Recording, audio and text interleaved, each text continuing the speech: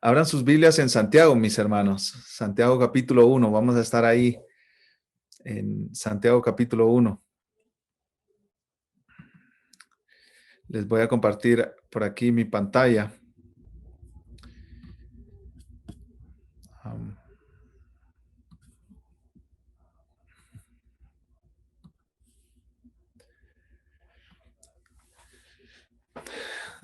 La semana pasada comenzamos nuestro estudio de la Carta de Santiago. Vamos a pasar varios meses en Santiago y estamos haciendo, les recuerdo, algo diferente a lo que hemos hecho antes. Antes, lo que hemos hecho nosotros es que hemos orado, como lo acabamos de hacer, y luego un tipo de enseñanza, exposición, predicación de una sola persona y después comentarios. De quienes quieran participar, pero ahora lo estamos haciendo de una manera diferente. Lo estamos haciendo de manera que esto es un estudio inductivo entre todos nosotros. Todos nosotros estamos estudiando Santiago juntos. Lo que me toca hacer a mí, mi función, mi tarea, mi trabajo, es guiar la discusión y guiar los temas que se van a ir tratando de acuerdo a los versículos. Pero básicamente queremos que participen todos. Así que abran sus cámaras. Si ustedes quieren participar, quítenle el silencio a su micrófono y hablen, interrúmpanme, hagan preguntas, respondan preguntas, contestando un montón de preguntas. Así que nos va a ir bien. Buen tiempo de estudio. Pero en este tiempo de estudio vamos a participar todos y al final vamos a terminar con un tiempo de oración respecto al pasaje que estudiamos. Entonces, nuestro pasaje de hoy es Santiago, capítulo 1, versículos 1 al 4. Y le voy a pedir a uno de ustedes que abra su micrófono, por favor, y lo lea de una manera clara para todos los demás. Santiago 1, 1 al 4. ¿Quién lo quiere leer? Permiso, Daniel, antes que comience, no sé si ya estás compartiendo la pantalla, pero solo se ve en negro. Oh, solo se ve negro. Ya estoy compartiendo. Ok, déjame ver cómo hago. Mientras tanto, alguien que lea a Santiago. Ok. Santiago, siervo de Dios y del Señor Jesucristo, a las 12 tribus que están en la dispersión, salud. Hermanos míos, tened por sumo gozo cuando os halléis en diversas pruebas, sabiendo que la prueba de vuestra fe produce paciencia, mas tenga la paciencia su obra completa, para que seáis perfectos y cabales, sin que os falte cosa alguna. Muchas gracias, mi hermano. Muchísimas gracias. Yo, obviamente, en esta presentación, ¿no? Tengo preguntas para ustedes y la primera pregunta que tengo es, Santiago comienza hablando en su carta de la realidad de las pruebas, las dificultades. Y ahorita vamos a ver un poco más específicamente qué significa esa palabra pruebas. Pero yo quiero comenzar con esta pregunta para todos nosotros. ¿Cómo respondes tú a las pruebas o dificultades en tu vida y por qué? Quizás sea una pregunta muy como de intimidad de tu vida. Quizás quieras responder en general y está bien, ¿no? Los seres humanos a veces respondemos a las pruebas así y de esta manera y de esta otra. ¿Cómo respondes tú a las pruebas? Yo quiero hablar. Ay, yo.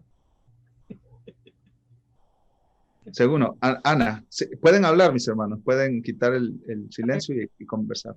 Yo le estaba diciendo a Carlos que si hablábamos de nosotros dos, porque somos tan distintos. Carlos su carácter es muy calmado y yo no. Yo soy más reactiva. voy a poner un ejemplo. Los niños fueron muy enfermizos cuando estaban pequeños y hubo muchas veces que los llevamos teníamos que llamar a emergencias para que viniera la ambulancia a ayudarnos. Yo como soy reactiva, yo reacciono a la emergencia de una manera, yo me bloqueo, o sea, yo me enfoco en la emergencia. Yo no hago que las cosas, o sea, yo tengo que, ok, esta persona está enferma, ¿qué es lo que tenemos que hacer? Tenemos que hacer esto, A, B, C, D, E, tener todo listo para llevarlo al hospital. O sea, tengo todo listo. Carlos es más tranquilo, Carlos es más calmado. Él me calma a mí, por ejemplo. Él es el que me calma a mí. Yo tuve un accidente embarazada de Sebastián, un accidente fuertísimo, casi al nacer, de carro. Y yo estaba muy nerviosa porque ya casi iba a nacer Sebastián. Y el carro, la persona que chocó el carro lo chocó por mi lado. Fue algo muy dramático. Y entonces, como yo soy reactiva, yo reacciono a la emergencia, a las cosas que son muy fuertes. ¿Qué es lo que hay que hacer? Y Carlos me decía, respira profundo, porque acuérdate que tienes un bebé. El bebé necesita respirar. Si él no me hubiera dicho eso, yo tal vez hubiera sufrido el bebé, ¿no? Pero él es mi polo a tierra. O sea, yo puedo decir que Carlos es mi polo a tierra. Ya saben algo de nosotros. Gracias, Ana María. ¿Y Dani? ¿No? Crisali. Sí, este tema de las pruebas como cristiana me ha intrigado mucho desde un tiempo para acá. O sea, me ha dado mucha curiosidad de cómo sufrir bien. Y tanto así que he indagado mucho, he escuchado muchas prédicas, porque me he visto a mí misma de que yo no respondo cristianamente ante las pruebas. Me he visto muy desgastada por el sufrimiento, y he visto de que al principio de las pruebas, cuando empezaron los problemas, como que yo lo enfrentaba con cierta fortaleza, pero ya de un tiempo para acá me he visto con menos fortaleza. Tuve un tiempo en que reaccionaba con orgullo, porque yo me decía a mí misma, ¿por qué a mí? Entonces, Dios me invitó mucho a la humildad, y veo que Dios me llama a la humildad en las pruebas, porque ¿qué es uno para estar exigiendo? Uno no es nada. Entonces, veo que como que es un caminar de aprendizaje que Dios me tiene. Y yo considero que yo soy una persona que no he sido sufrida en esta vida cuando me comparo con otras personas. Wow, eso estuvo muy bueno para nosotros haberlo escuchado, hermana. Fidias va a tratar de compartir la pantalla porque yo no puedo, no sé por qué.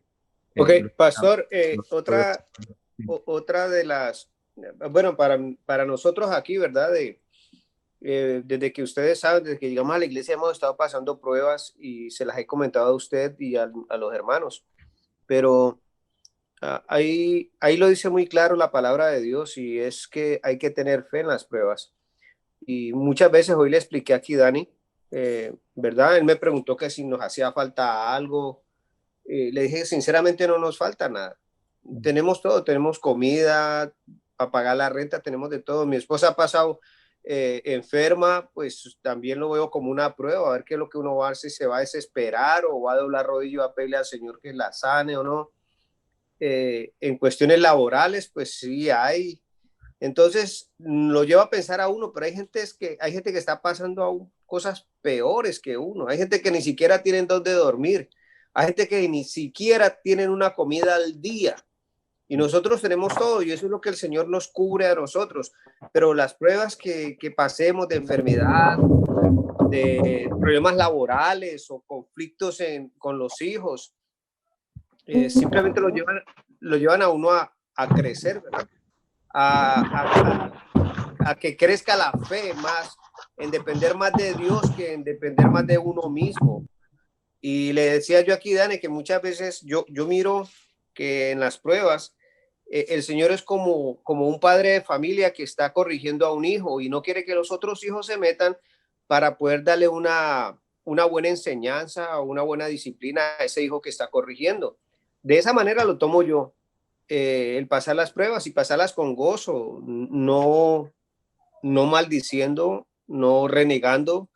Simplemente vienen y hay que pasarlas, simplemente hay que darle gracias a Dios por cada prueba también, hay que ser agradecido hasta por las pruebas porque sí, lo llevan a uno a crecer más como hijo de Dios y a depender más de Dios que depender de los demás. No que quiera decir que, como dijo la hermana ahora, la esposa del pastor Fidias, que a veces uno por orgullo, no es orgullo, sino entender a Dios, tratar de entender lo que Él quiere hacer con uno. Por ejemplo, yo sé que la iglesia está preocupada por nosotros, por mi esposa, y yo sé que se preocupan bastante y eso es bueno. Pero ¿quién sabe qué quiere el Señor hacer con nosotros? ¿Por qué nos tienen estas pruebas? Algo bueno va a sacar de ahí el Señor porque pues eso es lo que Él quiere. Una es transformar o formar nuestro carácter al carácter de Cristo. No sabe a dónde nos irá a poner, pues ya nos puso en la puerta ahorita a recibir la gente de la iglesia, pues hay que tener una sonrisa, hay que tener amabilidad y no con hipocresía, sino de corazón, ser alegres y poder recibir un hermano que venga de pronto con cargado o algo y darle un poco de consuelo. Tengo otra pregunta, gracias William, tengo otra pregunta que tiene que ver con lo que tú estás diciendo, el gozo. Tenemos que afrontar las pruebas con gozo. La siguiente prueba, y le pido a Fidias que nos ponga el siguiente slide, es si tú has conocido a un creyente, a un cristiano, que haya enfrentado una prueba difícil con paciencia, gracia y humildad. Y si tú sabes qué hizo la diferencia en esa persona, cuál fue la clave de esa persona. Por ejemplo, alguien que tú dijiste, yo voy a ir a visitar porque está en cama, y en lugar de tú animarlo, saliste animado de esa visita. ¿Has conocido a alguien? Bueno, tenemos al hermano Manuel. Pastor. Él es un ejemplo grandísimo para toda la congregación y verdad que mire cómo está y da palabras de aliento y con voz. Pastor, yo quiero ahí aportarla rapidito.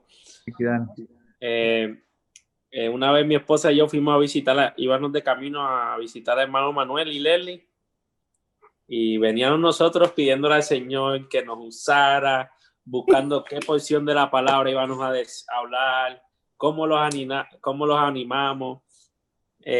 Y para hacerle cuento corto largo, cuando salimos de casa de Manuel, veníamos gozosos porque en vez de nosotros ministrarle a ellos, Dios nos ministró a nosotros y veníamos contando de camino de regreso a la casa, contando lo que Dios había hecho a través de ellos con nosotros por el camino y yo creo que eso es por el amor que nuestro hermano Manuel y Leslie le tienen al Señor, cómo aman de verdad al Señor en medio de las dificultades. Nunca los he escuchado quejarse y eso para mí es una gran lección y un reto a la vez.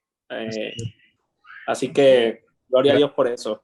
Gracias, Kidani. Ahí tenemos un ejemplo de nuestra propia congregación de personas que han sufrido con paciencia, gracia y humildad.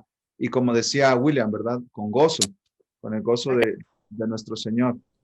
Ahora, vamos a pasar a un poco de trasfondo histórico y definiciones. Vamos a ir palabra por palabra. Esto es un estudio inductivo.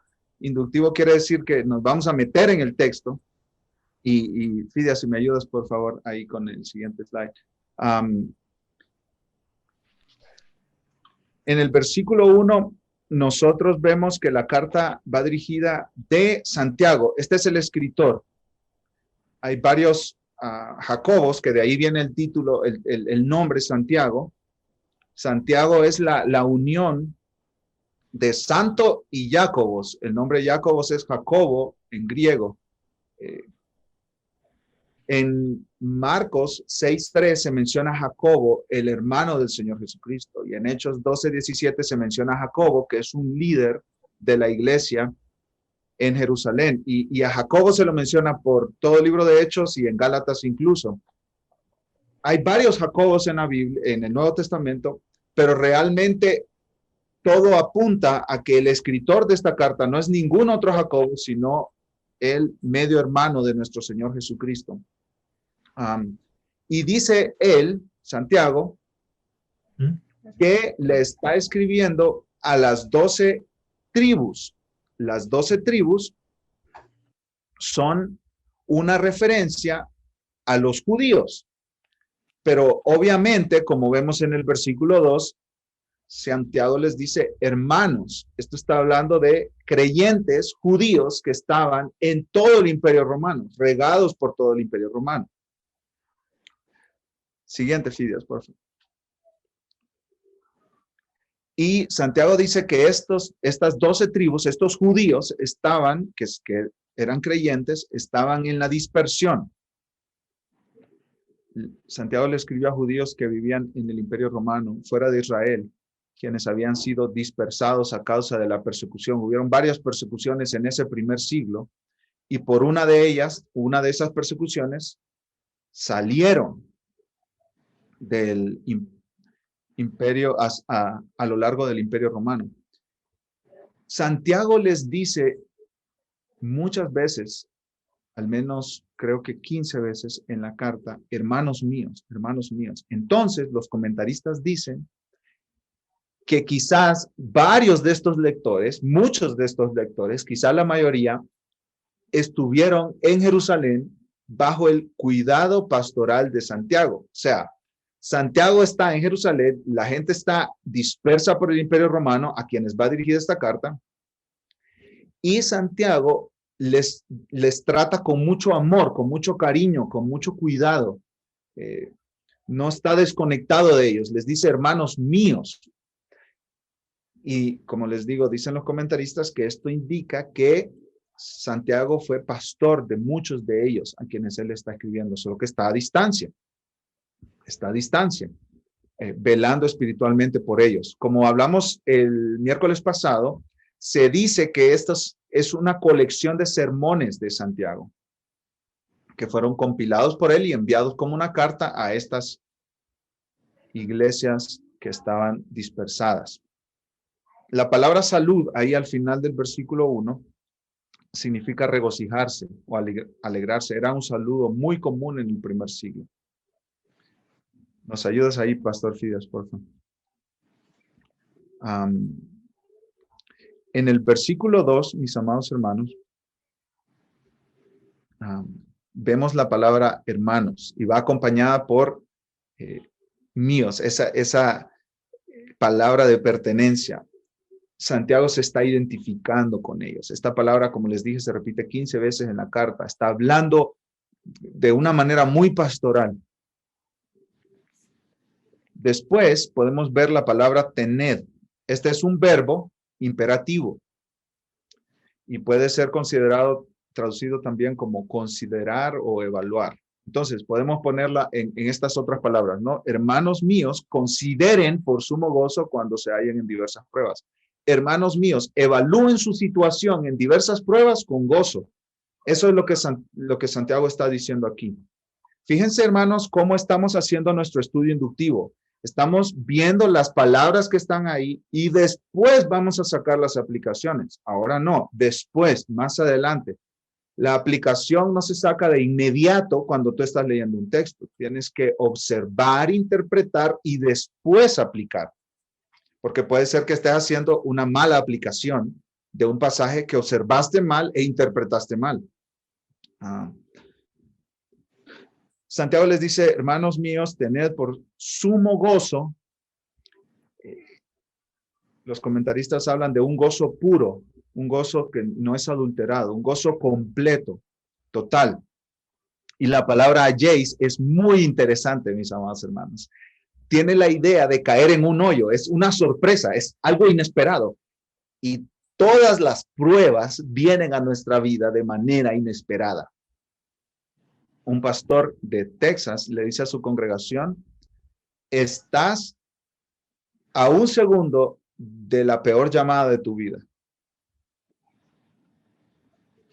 ¿Cuánto nosotros tememos a esa horrible llamada, mis amados hermanos? Esa horrible llamada. El domingo yo estaba terminando de ultimar los detalles de una predicación que estaba preparando y en eso recibí un correo electrónico de que un amigo mío, amado amigo mío del seminario, había fallecido. Un hombre joven, unos 45 años quizás, con una niña recién nacida. Así son las pruebas. Es como que vas caminando y no te das cuenta y caíste en un hoyo. Así son las pruebas. Ahora, en el siguiente slide hay una frase de un comentarista que los comentarios nos ayudan a enriquecer nuestro estudio bíblico. El gozo, dicen estos comentaristas, es muy diferente a la felicidad. Por lo que este versículo no apoya la idea de que un cristiano debe sonreír todo el tiempo. El gozo puede definirse como una satisfacción plena en cualquier situación o una reacción no natural. Este gozo no es natural. Una reacción no natural de confianza profunda y constante y pura en Dios. Una reacción no natural, esto es una obra del Espíritu, por eso dice Gálatas que el fruto del Espíritu es amor, gozo. Una reacción no natural de confianza profunda, constante y pura en Dios. Eso es gozo. Es como las bienaventuranzas en Mateo capítulo 5. Es como el bienaventurado de Salmo 1. Es una vida completa, satisfecha, plena. Ese es el gozo que está hablando. No de que te pregunten, ¿cómo está, hermana? Bien, bien, todo bien. Porque pues dice Santiago que debemos vivir con sumo gozo. No, todo bien, todo azul. No. El gozo no es una sensación superficial o una sonrisa falsa o una máscara de una sonrisa como esa que usaban, ¿no es cierto?, en el teatro antiguo, que aunque estuviera triste la persona, pues tenía que mostrar alegría, entonces se ponía una máscara, como los payasos, ¿no? Que pueden estar lo más tristes del mundo, pero su cara está pintada como una sonrisa. Entonces, cuando leemos la palabra gozo, ahí no tenemos que confundirla con esa alegría superficial de, todo está bien, todo es una fiesta. No. Siguiente. El versículo 2. Nosotros leemos aquí de parte de Santiago, hermanos míos, tened por sumo gozo cuando os halléis en diversas pruebas, sabiendo que que os halléis, dijimos que ese hallar era como caer en un hoyo, algo inesperado, ¿no? ¿Y en qué caemos en algo inesperado? En diversas pruebas. Diversas es un adjetivo que puede ser traducido diferentes clases de variado. Las pruebas que vienen a la vida de todos nosotros son repentinas y variadas. Ninguno de nosotros estamos pasando por el mismo tipo de pruebas de manera exacta, ¿sí? Estas son pruebas de toda clase, a veces financieras, a veces de salud, a veces del hogar, de la familia, de los hijos, del trabajo, etcétera, etcétera. Diversas pruebas, ahí hay un sinnúmero de cosas que pueden venir a nuestra vida que son dificultades y pruebas. Y la palabra pruebas connota problemas, algo que rompe el patrón de paz, comodidad, alegría y felicidad en la vida de alguien. Esta palabra da la idea de poner a alguien o algo a prueba con el propósito de descubrir la naturaleza de esa persona o la calidad de esa cosa. En otras palabras, es como un examen. Te pruebo para ver cómo sales, si aprobado o desaprobado. Ese es el punto de esta palabra, pruebas. Ahora, mis amados hermanos, pensemos en esto. Siguiente, pastor, por favor. Pensemos en esto. Esto lo dijo un comentarista, J. Ronald Blue. La mayoría de las personas tienen sumo gozo cuando escapan de las pruebas. O sea, ya, ¡fuf!, la libré. Santiago dice que hay que tener sumo gozo. ¿Cuándo, mis amados hermanos? En medio de la prueba. O sea, cuando nos encontremos en diversas pruebas. Cuando nos encontremos en diversas pruebas. Ahora, ¿qué tipos? Y esta es una pregunta para que todos participemos. Y los que ya participaron, vamos dándole oportunidad a los que no han participado todavía. ¿Qué tipo de sufrimientos o pruebas menciona Santiago en su carta?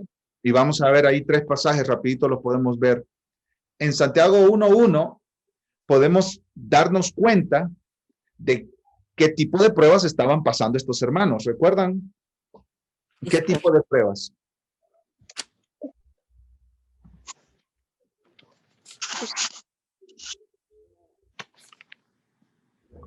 Estar disperso, estar sin persecución. Estaban siendo perseguidos, así es. Estaban dispersos, en otras palabras, lejos de la ciudad donde habían vivido, de la casa donde habían vivido, de la familia con quien habían compartido, de sus amigos quizás, algunos sin trabajo quizás, siendo abusados por... y ahí en Santiago 2:6, ¿qué dice, mis amados hermanos? Alguien que lo pueda leer, por favor. 2:6. Pero pida con fe, no dudando nada. No, ese es 1:6, capítulo 2. 2:6. Pero vosotros habéis afrentado al pobre. No os oprimen los ricos y no son ellos los mismos que os arrastran a los tribunales. Parece, y lo mismo vemos en Santiago 5:1-6, parece que una de las pruebas que los hermanos estaban pasando también era que ellos estaban sufriendo abuso laboral. Abuso laboral. Los ricos los estaban oprimiendo. Entonces, eran difíciles circunstancias. Ahora veamos el versículo 3 y vamos a avanzar un poco más rápido aquí para llegar a la parte de la aplicación. Sabiendo, dice Santiago, por sumo gozo cuando os halléis en diversas pruebas, sabiendo. Esto es como está expresando la razón. Está expresando la razón, sabiendo. Es como que si dijera, tened por sumo gozo cuando os halléis en diversas pruebas, porque ustedes saben. Porque ustedes saben. Ustedes ya saben esto. ¿Qué es lo que saben? Que la prueba de vuestra fe produce paciencia. La palabra prueba es diferente a la del versículo 2, pero tiene el mismo sentido. Tiene la idea de probar algo para comprobar si es genuino o no, si es válido o no. Esta es una prueba que lleva a la aprobación o a la desaprobación. ¿Y qué se prueba, mis amados hermanos? ¿Qué dice ahí que se prueba? ¿Nuestra qué? La fe. Nuestra fe. Nuestra fe. Santiago menciona la fe 12 veces en la carta. O sea, la carta de Santiago trata mucho acerca de este tema de la fe. Y la fe en este caso es nuestra creencia en Cristo. Por eso Santiago dice más adelante, en Santiago capítulo 2, versículo 18, pero alguno dirá, tú tienes fe y yo tengo obras. Muéstrame tu fe sin tus obras y yo te mostraré mi fe por mis obras. En otras palabras, tú dices que crees, muéstramelo por tus obras. Tú dices que crees, muéstramelo. Entonces, si yo digo que creo en Cristo, ¿qué está diciendo Santiago aquí, mis amados hermanos? Si yo digo que creo en Cristo, mi fe tiene que ser probada para ver si es genuina o no. Ese es el punto de Santiago. Es como la parábola de Jesucristo de los terrenos, ¿no es cierto? Que el sembrador salió a sembrar y una semilla cayó en tierra, pues no profunda, no echó buenas raíces, no dio fruto, porque dice que vinieron las dificultades de este mundo y ahogaron la plantita. Entonces, cuando alguien dice, wow, sí, yo estoy muy emocionado con la fe cristiana, vienen las pruebas y dificultades y Dios dice, vamos a ver si usted es genuina o no. Ese es el punto de Santiago. Sabiendo que la prueba de vuestra fe produce paciencia. Siguiente, Pastor Fides, por favor. La palabra produce ahí significa lograr o dar como resultado. Y la palabra paciencia es constancia, perseverancia, resistencia. No es una virtud pasiva, como aquí me siento a esperar. No, es que perseveras en la verdad. Eso es la paciencia, perseverar en la verdad. La paciencia es perseverar en la verdad. Entonces, cuando vienen las pruebas y las dificultades a la vida y tú dices, yo sigo a Cristo, yo amo a Cristo, mi vida pertenece a Cristo, yo soy de Cristo, yo aquí sigo, nadie me mueve. Entonces, lo que las pruebas están haciendo es que están demostrando la condición de tu fe. Eso es lo que están haciendo las pruebas. Demostrando la condición de tu fe. Demostrando la condición de tu fe. Vamos a ver algunos detalles del versículo 4. Mas tenga la paciencia, su obra completa, para que seáis perfectos y cabales sin que os falte cosa alguna. Entonces, las pruebas te hacen perseverar en la fe. Pero al perseverar, se está logrando una obra en ti. Esto es lo que Santiago está diciendo. Al perseverar, se está llevando a cabo una obra en ti. Dios está trabajando en ti. La frase obra completa ahí es un trabajo completo, un trabajo terminado. Tiene la idea de un constructor que completa una casa, de un sastre que completa una pieza de ropa, de moda, de un cocinero que completa un platillo de comida. No quedó crudo, está completo. Esa es la idea aquí. Y tiene dos adjetivos, perfectos y cabales. Mas tenga la paciencia, su obra completa, para que seáis perfectos y cabales. La palabra perfectos ahí significa maduros, no significa perfectos de manera que no tienes absolutamente ningún pecado ni tacha moral. Nosotros sabemos que eso es imposible de este lado de la eternidad. Cuando veamos a Cristo cara a cara, seremos como Él es, sin pecado. Pero mientras estemos en este cuerpo, no podemos ser sin pecado. Entonces, esta palabra perfectos no significa sin pecado, sin mancha moral, pero significa maduros. Maduros. Lo que está desarrollado. Eso significa algo que está desarrollado. Y la palabra cabales significa completo o entero. Y hay una frasecita que nos queda del versículo 4, sin que os falte cosa alguna. Esta frase se refiere al resultado final de las pruebas. ¿Cuál es el resultado final de las pruebas? Cuando tú eres probado y perseveras con paciencia, el resultado final de las pruebas es madurez, plenitud, no carecer de nada que sea espiritualmente importante o de valor. No carecer de nada que sea espiritualmente importante y de valor. Ahora, mis amados hermanos, vienen las preguntas de observación y después vamos a preguntas de aplicación. ¿Qué sabemos de los lectores de la carta de Santiago? No nosotros, los lectores del siglo XXI, pero los lectores del primer siglo. ¿Qué sabemos de ellos? Y el punto de esta pregunta es, ¿qué sabemos de ellos que nos lleva a explicar por qué Santiago empezó así su carta? ¿Por qué Santiago empieza hablando de las pruebas, dificultades, tribulaciones? ¿Qué sabemos de esos lectores que nos ayuda a explicar por qué Santiago empezó así su carta?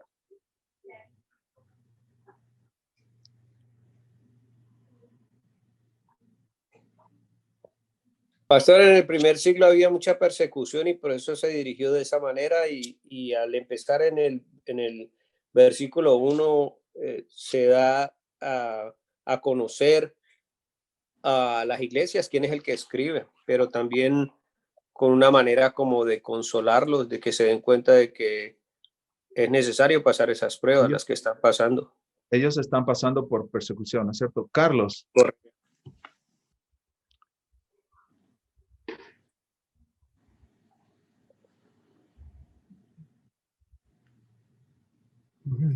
Tienes que quitar tu silencio. O alguien más, no tengo todas las pantallas, así que no sé quién desea compartir. ¿Qué sabemos de los lectores originales de la carta que nos ayudan a explicar por qué Santiago empieza así?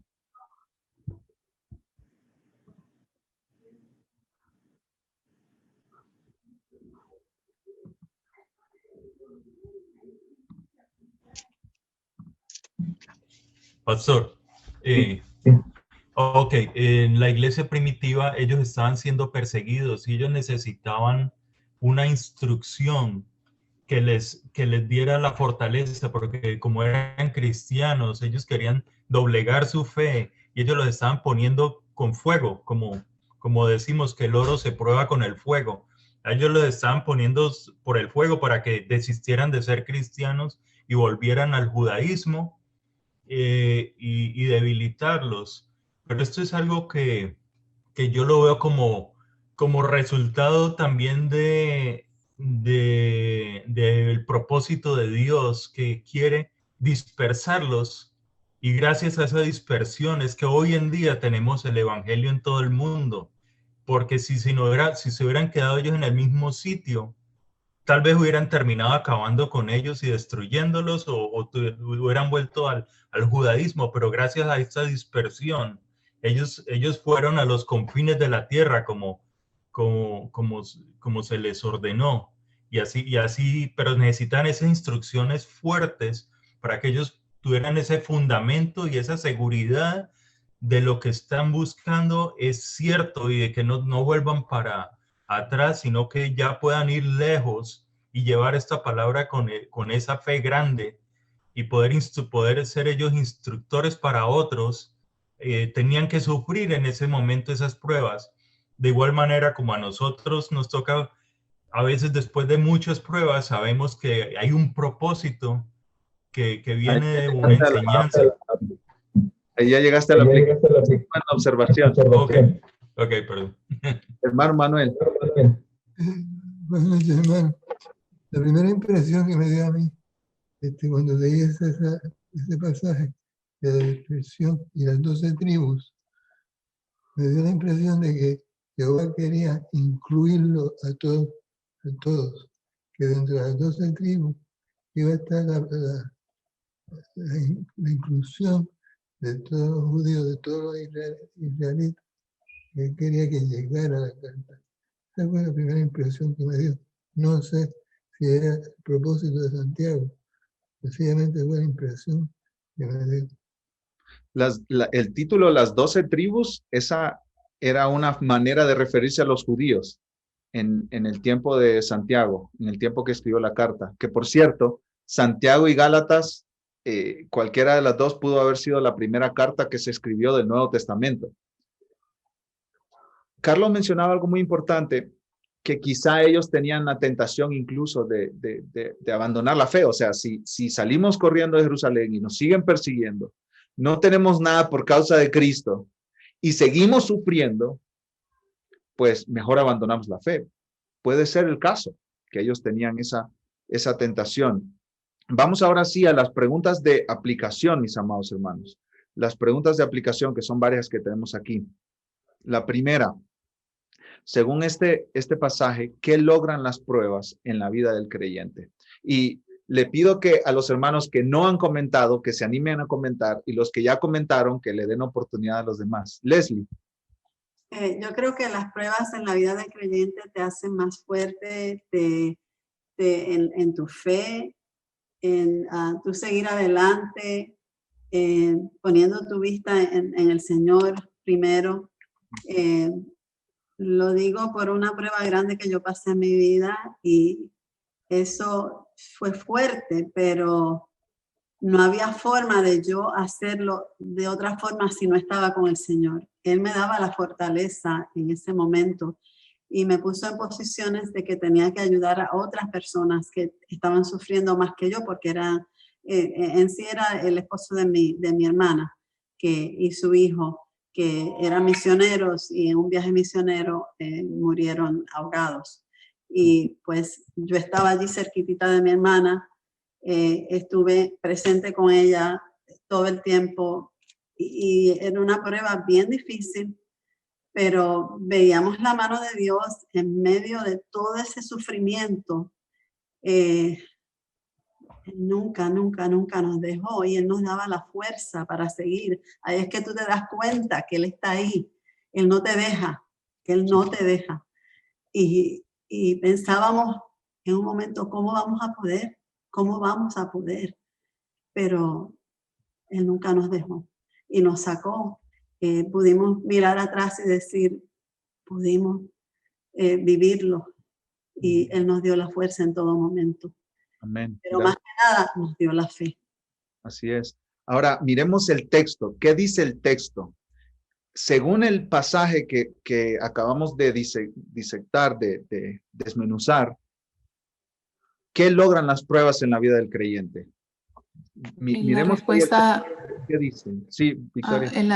En el versículo 3 dice que las pruebas producen paciencia. Vuestra fe produce paciencia y también produce madurez, porque al pasar por las pruebas, pues crecemos espiritualmente, nuestra confianza crece, o sea que nuestra madurez crece y esas son las dos observaciones que veo. Está bien, excelente. Bueno.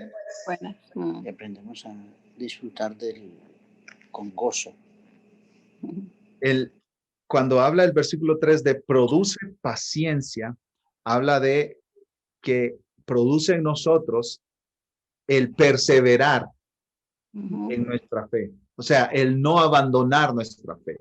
Fíjate lo que hacen las pruebas. Las pruebas nos acercan a Dios. Se atribuye una frase a Spurgeon que él decía, aprende a besar la roca sobre la cual te están tirando las olas.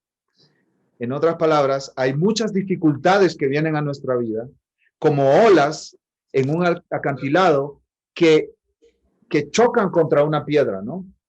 Y Spurgeon usaba esa imagen, según se le atribuye a él, de que las dificultades en la vida son estas olas y tú estás ahí y te va a pegar la ola, pero te tira contra la piedra que es nuestro Dios. Entonces, las dificultades a los creyentes verdaderos nos hacen perseverar porque nos acercan a Dios. Nos acercan a Dios. En otras palabras, en un momento de dificultad, hermano, ¿a dónde vas a ir? ¿A dónde vas a correr? ¿A dónde vas a renovar tus fuerzas? A encontrar socorro y auxilio. Como dice el salmista, ¿no es cierto? Alzaré mis ojos a los montes. ¿De dónde vendrá mi socorro? ¿Y qué responde? Mi socorro viene de Jehová. Mi socorro viene de Jehová. Como Pablo, con el aguijón en la carne, y llegó el punto en su vida donde le pidió a Dios, quítamelo. ¿Y qué le dijo Dios? Bástate de mi gracia.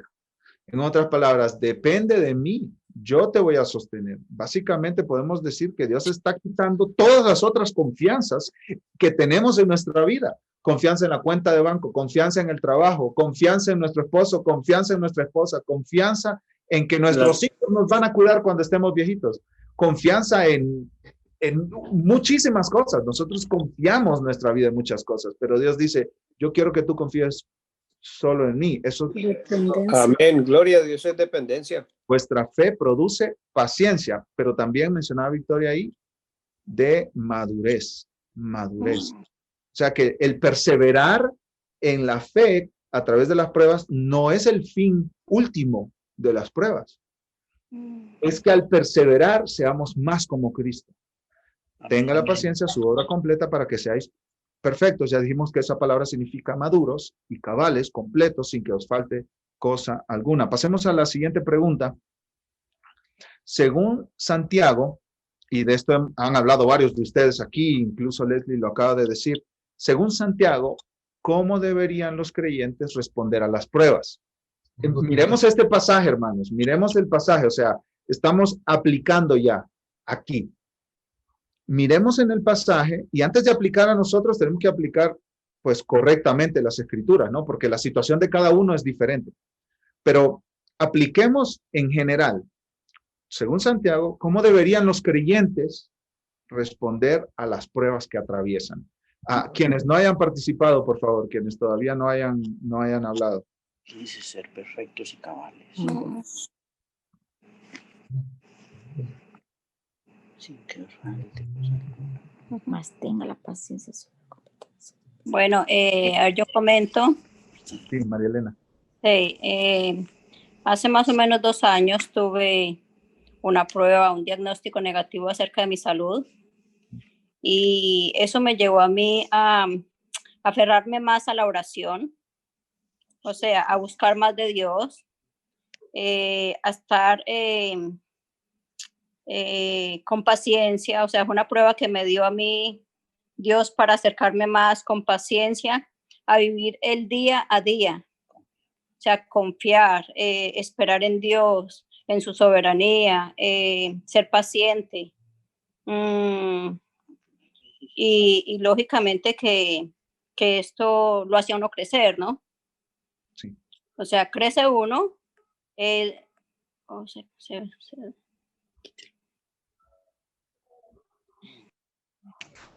¿Aló? Te escuchamos, pero Sí. creo que se cortó la imagen. Okay, ¿Cómo? Yo soy Rosario. Sí, hola Rosario. Y yo creo que nosotros los creyentes deberíamos de responder a las pruebas. En mi caso, después de lo que estamos hablando, creo que debemos de responder a las pruebas con gozo, con fe, con paciencia y con dependencia del Señor.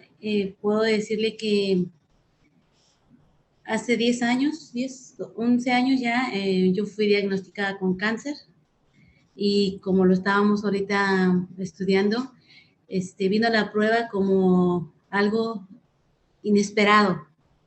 Y cuando vino la prueba de esa manera, que no tengo ni ascendentes ni nada con cáncer, eso fue para mí algo que nunca en mi vida lo pude imaginar. Sin embargo, conocí de la prueba del Señor, conocí al Señor en esa prueba tan difícil, porque pude tener la experiencia de que Él pudo decirme que Él era mi Padre y que Él era mi creador, y si Él era mi creador, Él era mi sanador. Y con esa confianza pude ir a todas las cirugías, pude salir gozosamente en todas las cirugías que yo tuve 4 cirugías, y verdaderamente fui confiada, fui con paciencia, fui en gozo. Nunca estuve triste en las cirugías. El doctor me decía, si tú sigues así, vas a salir adelante.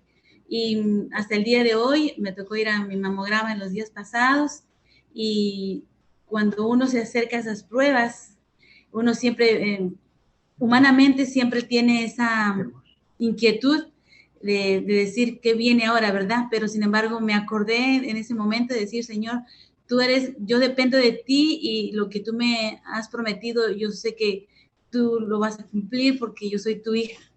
Y de esa manera yo me siento tranquila, pero sí sé que eso me acercó a Dios rotundamente. Y ahora, ante cualquier prueba que pasa en mi vida, yo siempre humanamente a veces reacciono, pero después recuerdo y digo, no, Señor, yo no puedo reaccionar de esta misma manera porque tú eres mi Padre. Muchas gracias, Rosario, gracias. Se nos cayó la llamadita ahora. Sí, no te preocupes, María Elena. Estábamos viendo ahí en el versículo 2 que sí.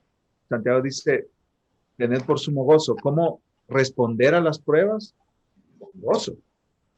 Eso es lo que Santiago nos está diciendo. Y también en el versículo 3, paciencia, perseverancia, o sea, seguir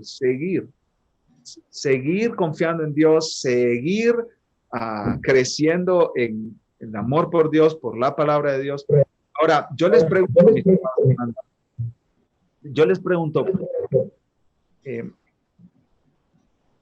cuando hablamos, por ejemplo, del gozo, ¿por qué? Santiago nos da la razón ahí en este pasaje. ¿Por qué los creyentes deben responder a las pruebas con gozo?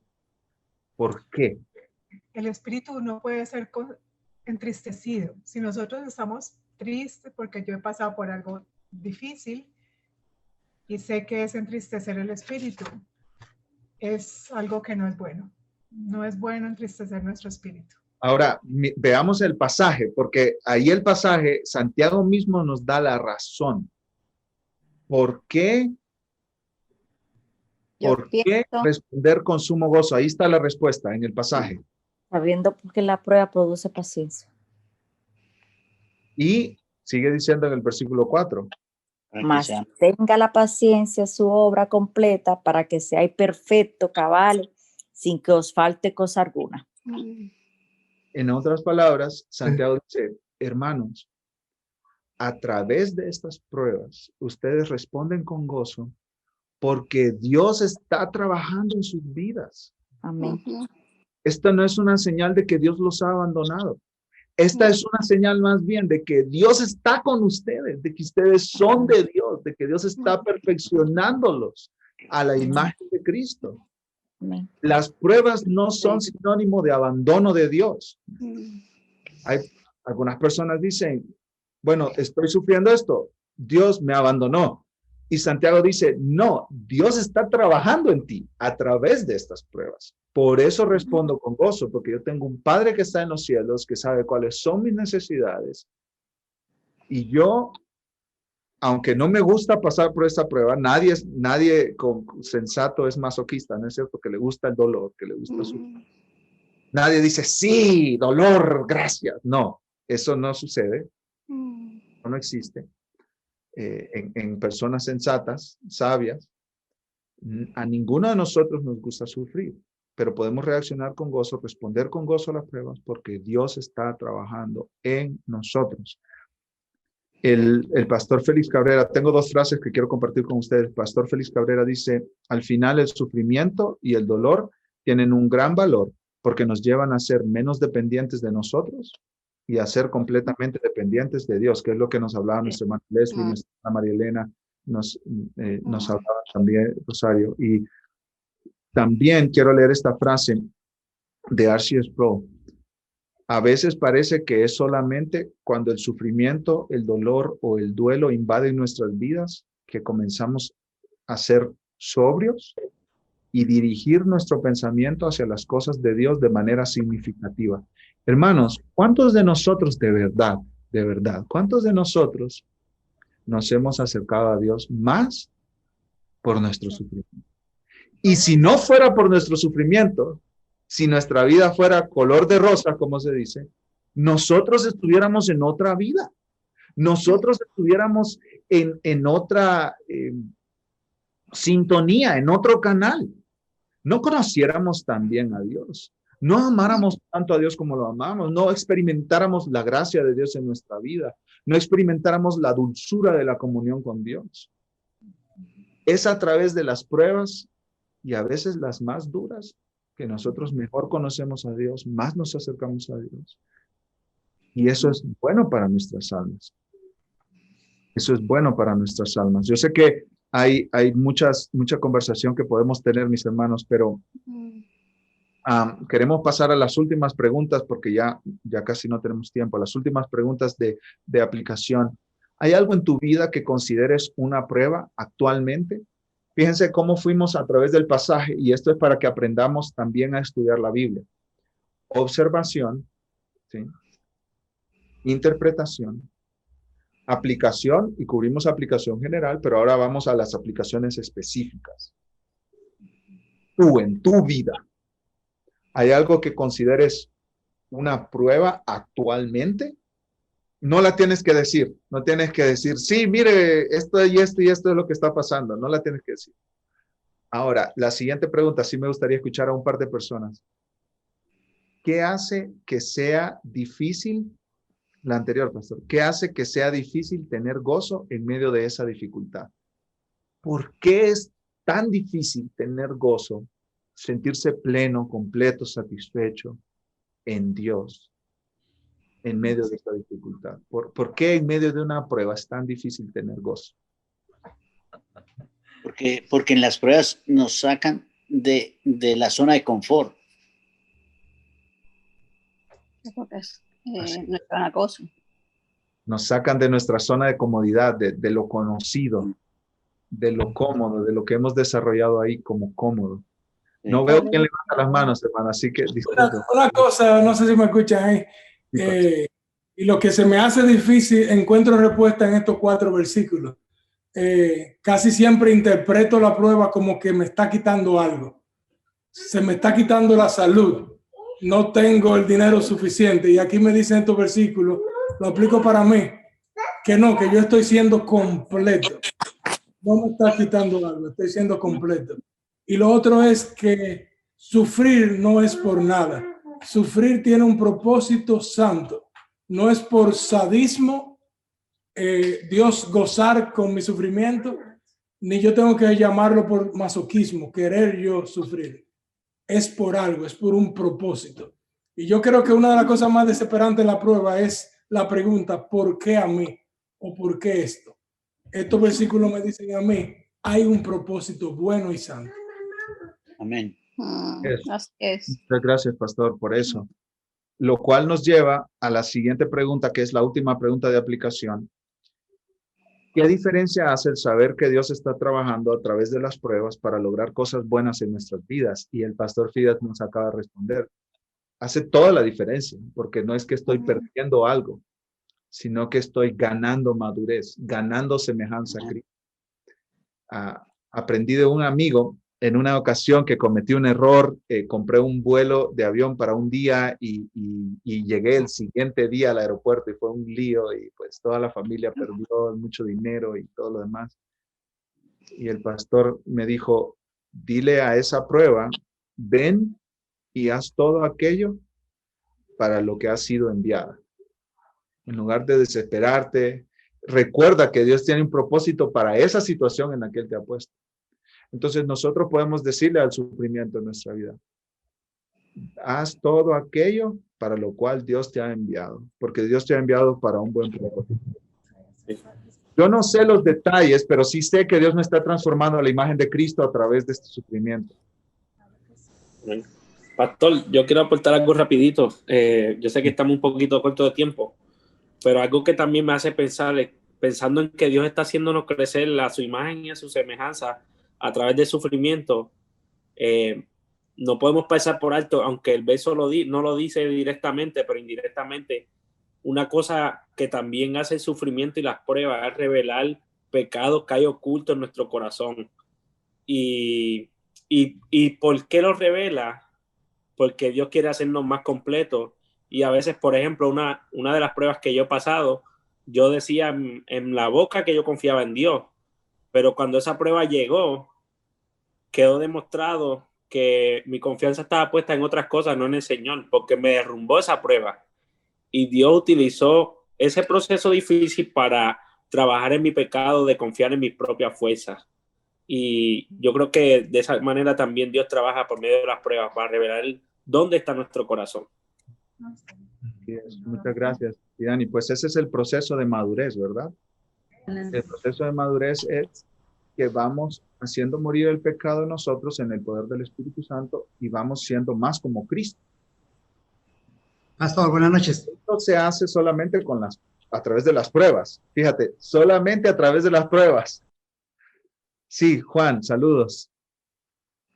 Quiero enfatizar un poquito en lo que acaba de decir el hermano, que es porque muchas veces hay pecado en nuestro corazón y no tenemos o no hemos querido acercarnos al Padre y hacer lo que a Él le agrada.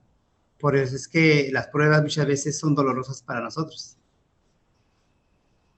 Sí. Siento esa parte que es para mí.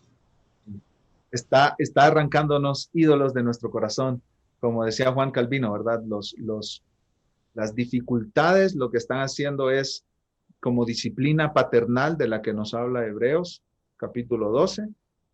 Arranca esa desobediencia y esa necedad y esa rebeldía y esos ídolos que hay en su corazón que se ponen en lugar de Dios a veces, ¿verdad? Vamos a nuestra última pregunta, mis hermanos, y esta es clave en nuestro estudio de la Biblia y queremos estar haciendo esto durante las próximas semanas.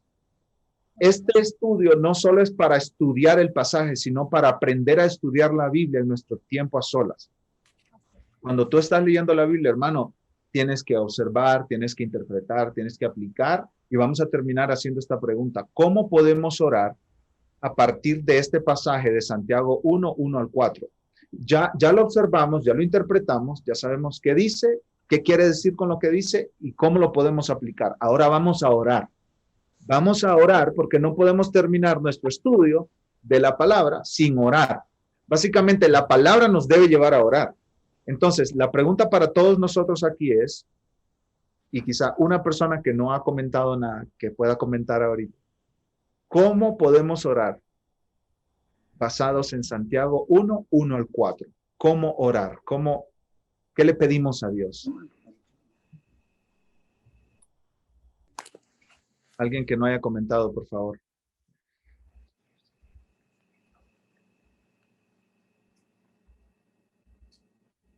No sé quién está levantando la mano por ahí. Solo puede quitar su silencio y dale, conversar. Pastor Eric, que te voy a levantar la mano. Pastor Eric, dale. Buenas noches, mi hermano. A la luz de lo que hemos visto en el texto y de lo que hemos aprendido hoy, creo que la oración sería que el Señor nos haga más maduros. Podemos inferir que Santiago está preocupado por cómo van a responder estos creyentes en medio de la prueba. Podemos aprender ahí que el corazón pastoral de Santiago es cómo van a responder estos cristianos en medio de toda la situación que están pasando, en medio de los jefes que los están oprimiendo, en medio de las personas ricas, en medio de todo, de cualquier situación X que venga a nuestras vidas. Y Santiago está preocupado cómo ellos van a responder. Y creo que Santiago quiere que ellos respondan de manera madura.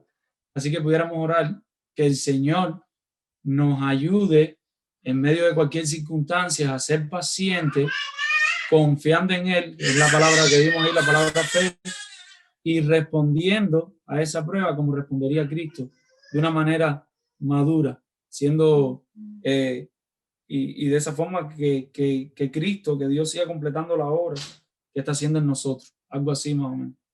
Gracias, pastor. Dirígenos en oración para terminar, pero antes que quiero compartir esta frase de Calvino, Juan Calvino. Dice, es verdad que la pobreza es miserable en sí misma. También es el exilio, los conflictos relacionales, la desgracia económica, la prisión. La muerte misma es una calamidad extrema. Pero en cualquiera de estas cosas, Dios está respirando su favor hacia nosotros y contribuyen para nuestra prosperidad y gozo. Podemos pasar por las tribulaciones más duras, mis amados hermanos, y este pasaje nos deja saber que Dios está trabajando para nuestro bien, siempre. Pastor Eric, dirígenos, por favor, en oración. Oremos, amados hermanos. Padre, Señor, en esta hora te damos gracias por lo que tú nos estás enseñando, Dios.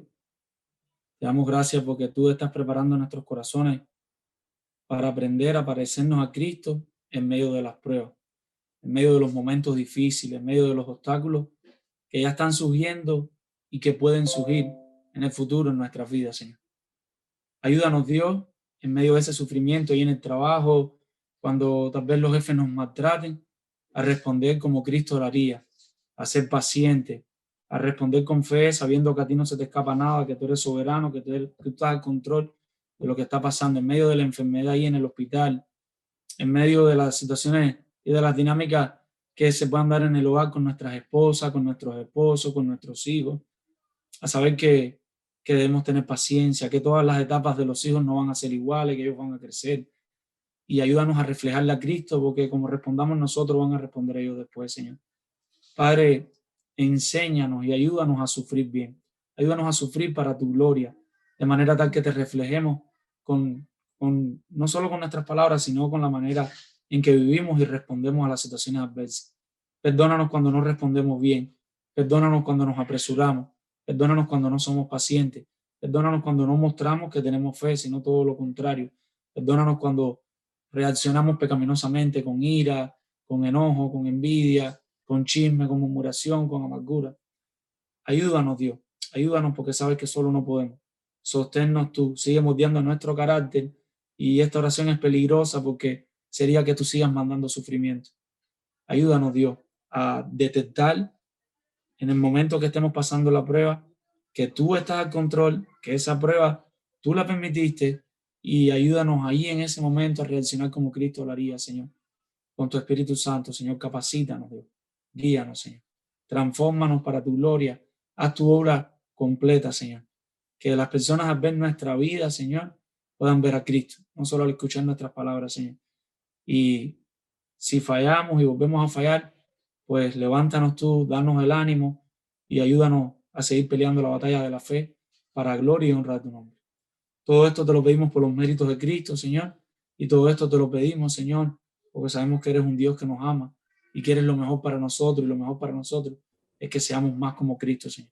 Amén. Ayúdanos, Dios, como Santiago, a los pastores, a todos los hermanos, a los padres de hogar, a las madres, a preocuparnos por nuestros hermanos, a preocuparnos por las personas que nos rodean, para ayudarles a capacitarlos a ellos también para los momentos difíciles que respondan como Cristo.